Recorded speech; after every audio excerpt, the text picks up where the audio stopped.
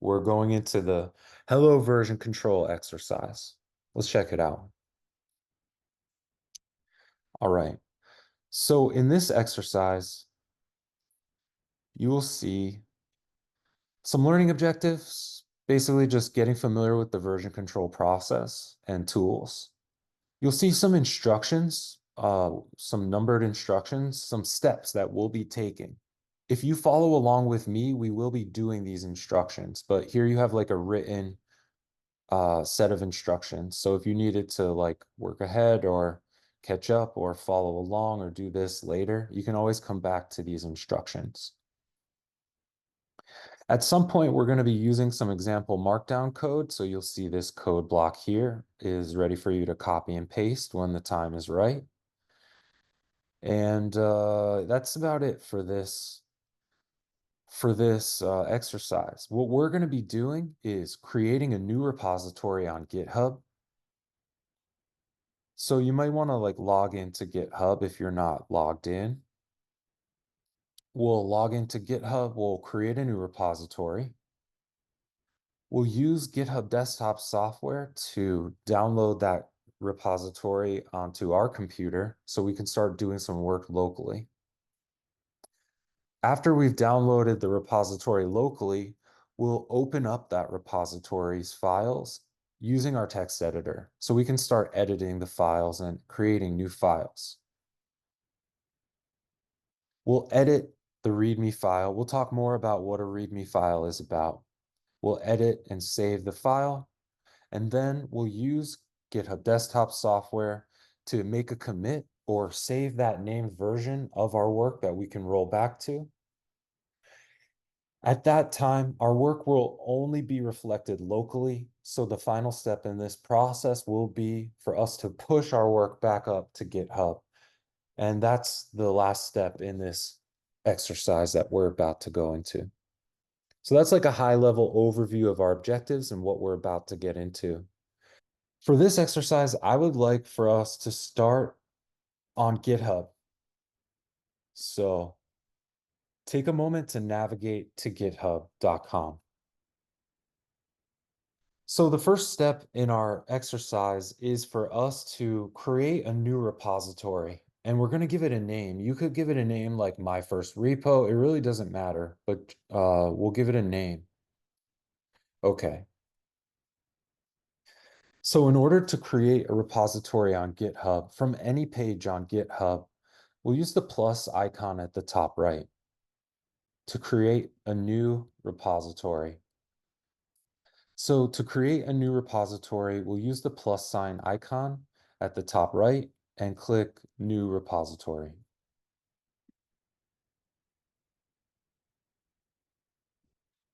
When we create a new repository, it's going to show us some options. You probably won't need to select an owner, but if you are a member of various organizations, you could choose to create a repo in that organization. And so that's what the owner selection is about. However, probably by default, if you're not a member of any organizations, you won't have the opportunity to change that. So as long as your GitHub username is reflected as the owner, that's cool. Here we see the ability to give the repository a name. I'm going to call this one my first repo workshop fall 2024. I don't know, something like that. When you create a new repository, the name will need to be unique for any other repositories that you have created under your account or in whatever owner owns this repo. A given repository name must be unique for the owner. So an owner can't have two repositories with the same name. The repository name will be reflected in the URL of this repository. And generally, I like to use dashes instead of underscores or anything like that, but you can adopt your own repository naming convention. So let's choose a name like my first repo or something like that. We can optionally give this a description like repo for version control workshop.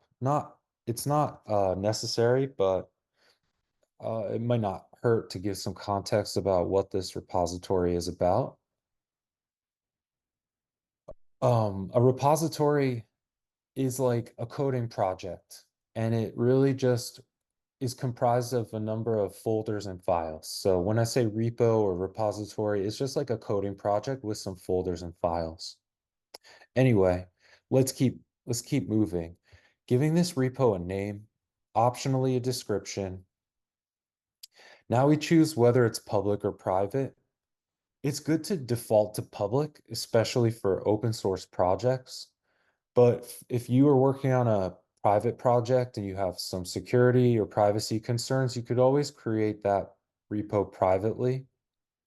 I like to encourage us in this workshop to create a public repo, and so I'll keep it on public. The next step in this process, we'll always want to add a README file to the repository, always as a best practice. A README file is like the entry point into any repository. It's just going to give some context about what that coding project is about. Also, importantly, if your coding project requires some setup steps, like, hey, we're going to go fetch this data from an API, but you need an API key first. You have to sign up for this platform. Then we'll put those setup steps in the README file as well. Hey, go sign up for this service. Or if you're running a Python application, first set up a virtual environment, and here's some commands that you could use to do that. So we'll always want our repository to have a README file in it. So we'll always check this box when creating a repo. We see an option to add a git ignore file. And when we are programming in a certain language, especially when we are dealing with secret credentials, there will be a need to use this git ignore file, but for now, we can skip this. The git ignore file is a file that lists a number of other files that won't be tracked in version control. So sometimes for security reasons, we might create a specific file and put all of our secret credentials in there. And to prevent that file from getting uploaded to GitHub and all of our secret passwords exposed, in the git ignore file, we'll just instruct Git to ignore the file that has all of our secret credentials. That's a little bit of an advanced use case, and we won't be dealing with security and configuration variables and stuff today. So I don't think it's necessary for us to create that git ignore file. Finally, we have an option to choose a license, and you might want to click this link to learn more about licenses, and we'll be doing a separate open source licensing workshop later. So check out our workshop on open source licensing if you want to learn more about licensing in the future. Right now, we can leave that license blank. So I guess all we needed to do on this repository creation screen is give it a name, optionally a description, and add a README file. And now we're ready to go. So finally, after discussing some of these options, we're ready to create that repository. So I'd like to invite you to click this green button at the bottom of the page to create that repo.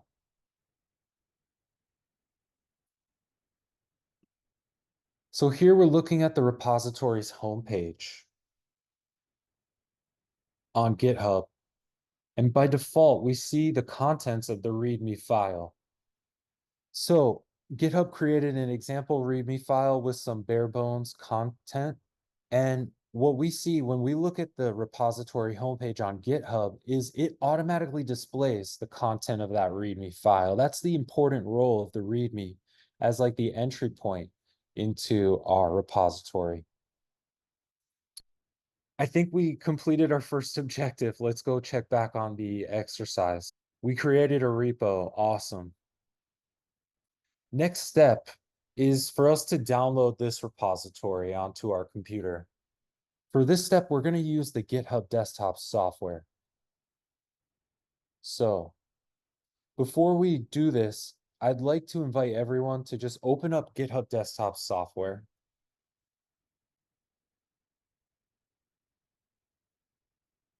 I'll make a few points before we use this software to download the repository. When you open GitHub Desktop software, if you don't have any repositories, you won't see what I'm seeing here. But I'd like to take a moment to talk to you about some settings before we move forward in using this GitHub Desktop software. So whether you're on a Mac or Windows, the settings might be different. Like on a Mac, you see I'm going to access the settings from the top menu bar near the Apple icon and go into the settings this way. On Windows, you'll see that the settings, I believe, is like on the window. It's like at the top left of the window in the file menu or something like that. So you might see something different Mac versus Windows, but what I'd like to draw your attention to right now is the settings for the GitHub Desktop software.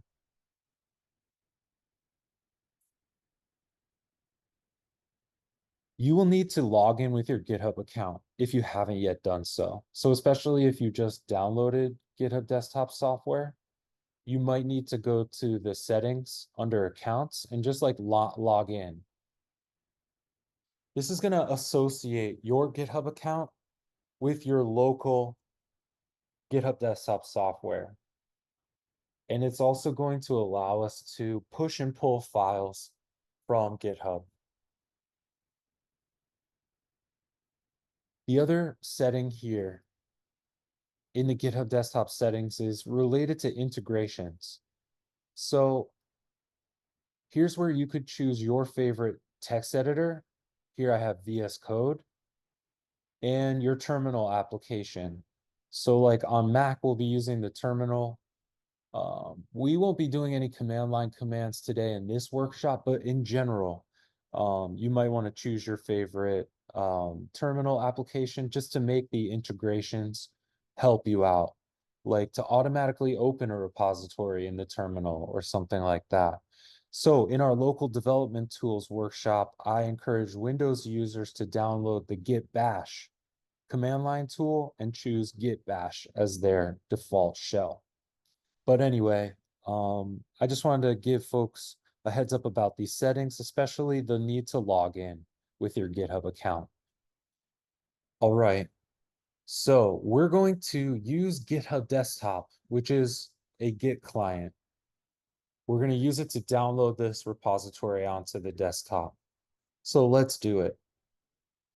There's a few ways to do this, but I think the easiest way is to actually just navigate to the home page of your repository on GitHub, where we were looking when we just created this repository. It brought us here. From the home page for your repository, check out this big green button labeled code. This gives us a number of options for how to download this repository. If anyone was using Git from the command line, we would give a command like git clone, and then we would paste one of these addresses, like the HTTPS address or the SSH address. And so that's how we might download this if we were using Git from the command line. But let's do this using our GitHub Desktop software. It's a lot easier. All we need to do is click this button in the middle to open with GitHub Desktop software. It doesn't matter what is selected above, that's separate and not related to us choosing to open this repo in GitHub Desktop. So let's actually click open with GitHub Desktop. This is going to initiate a download process, and it's going to automatically open up GitHub Desktop on our computer and ask us for some options. It's like, hey, can we open GitHub Desktop on your computer? And I'm like, okay, let's do it. Whenever you're cloning or downloading a repository from GitHub, it's going to ask you two options. First, what's the URL of the repo you want to download? This should be filled out for us automatically using the process that we just used. Here it's pointing to the repo we had created a few minutes ago. Second, it's going to ask us where you want to download this on your computer. So just choose a location that you're familiar with and that you're going to remember. I'm going to choose to put this on my desktop, which might be a decent location for you too, but just choose a location that you'd like. You can use the file selector menu to choose a location on your computer where you'd like to download this repo. So I'm going to download mine onto my desktop, and when we're ready, we'll just click this button to clone or actually download. After downloading a repository using GitHub Desktop, we now see a kind of homepage-like screen here for GitHub Desktop. Let me walk you through some of the things that we see on this screen. First, there's a button here to show the repository in your Finder on Mac or File Explorer on Windows. So let's actually do that. We downloaded this repository, but like, can we prove that the files exist somewhere on our computer? Let's open them up in our Finder or File Explorer. Okay, cool. Here's that repository with the README file. It actually got downloaded. Cool. All right, great. So if you need to like manage the files using your Finder or File Explorer, you can always kind of quickly jump in to open it up. However, I don't think we'll be doing anything else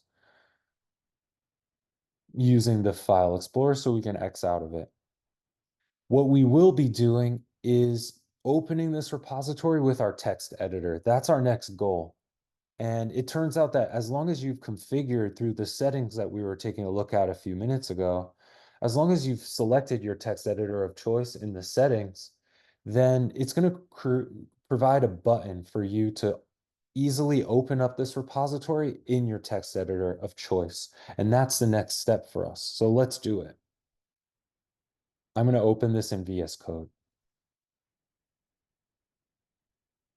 If you're not using VS Code or if you didn't see that button, just take a moment to open up the repository now using your text editor of choice. Let's just check back in on our exercise. All right, cool. 2 is done. We use GitHub Desktop to actually download this repo, and we verified that the files are on our computer. So next step is 3.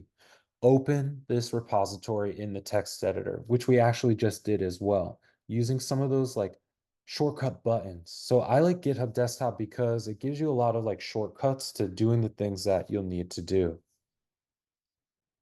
All right, next up, let's actually use our text editor to edit the README file.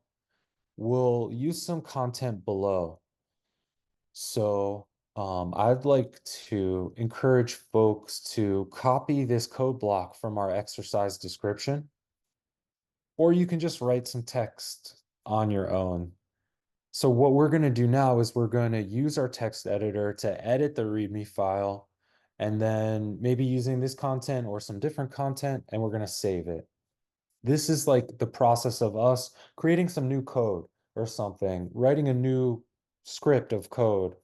But here we're just using Markdown just to simplify this process a little bit. So for my README file, here we see the initial contents.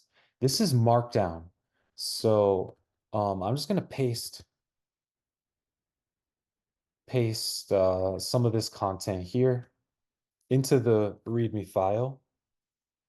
Heads up, if you have never worked with Markdown syntax before, the readme.md document, the MD um, extension is for Markdown.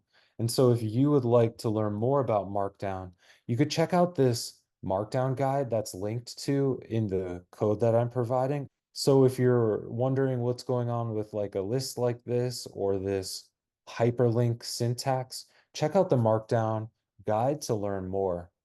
In Markdown, a single pound sign is a heading.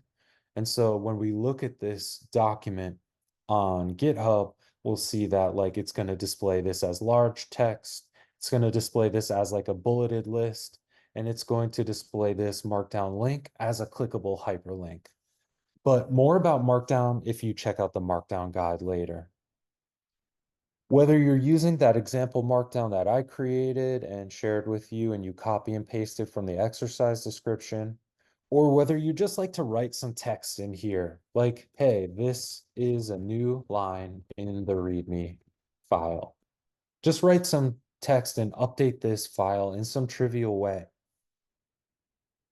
Before we move on, I want to draw your attention to some indication that we see whether or not this file is saved. When you're working on programming scripts, you'll need to actually save the file before like running it and before saving a version of your work. So before we go creating a version of our work, we always have to save the files. In the text editor, we could use the file save menu to do this. But I generally like to just do Control S or Command S keyboard shortcut to save the work. Heads up, in the tab in VS Code at least, if you see this circle icon, it means the document is not saved. So that's a reminder to actually save this document. So I'm going to save the document now, and you'll see that that circle icon will go away. And now we'll be able to move on to the next step, saving. You see that like VS Code, if you look in the left sidebar, has changed the color of this file name to yellow.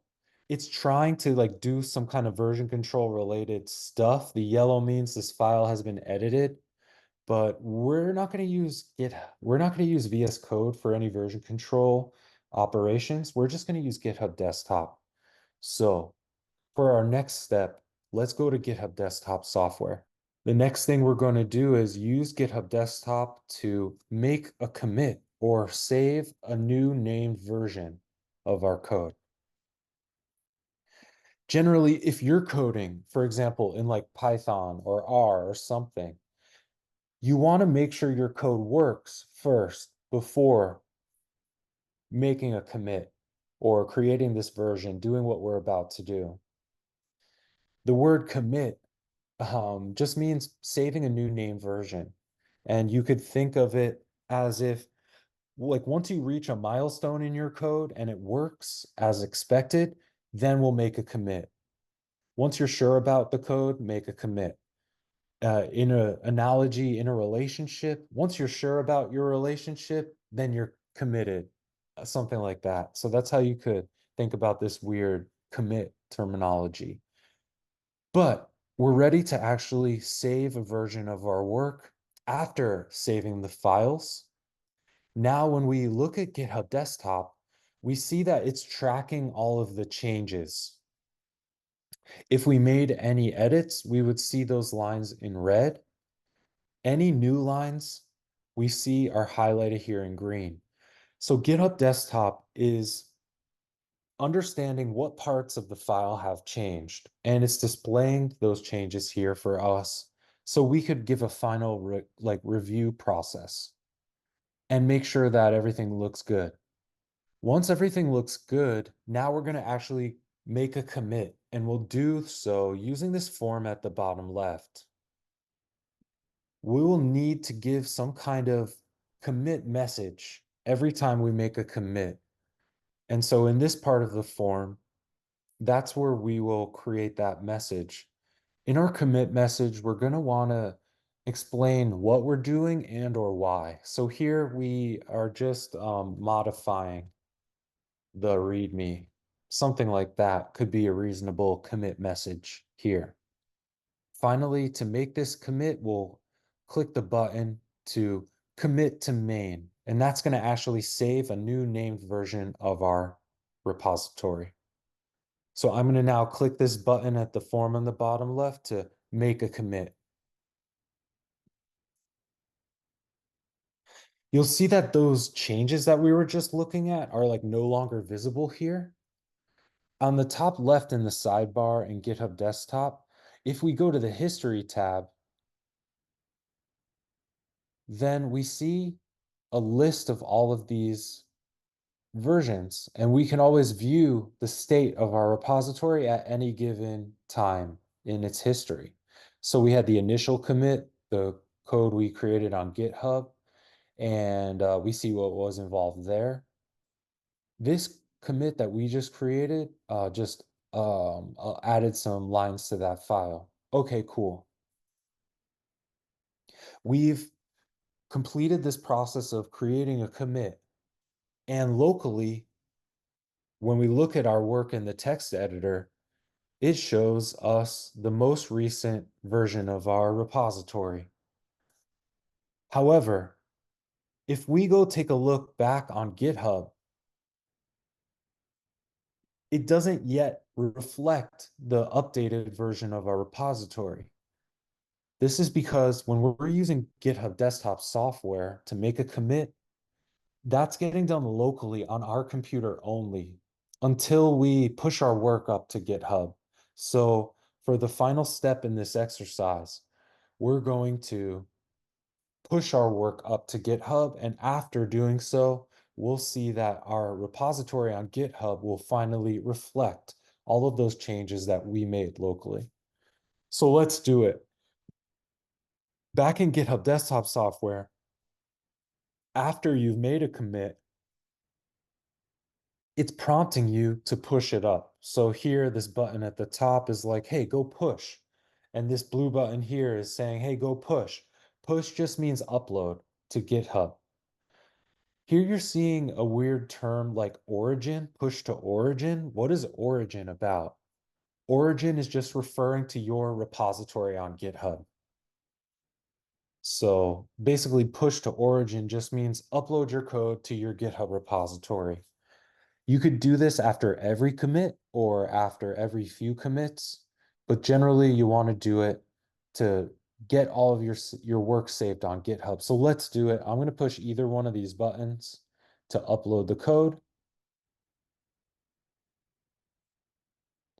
And now when we go look at the repository on GitHub and refresh, now we see the two commits and the updated content of the README file. So hopefully you see your changes reflected online as well.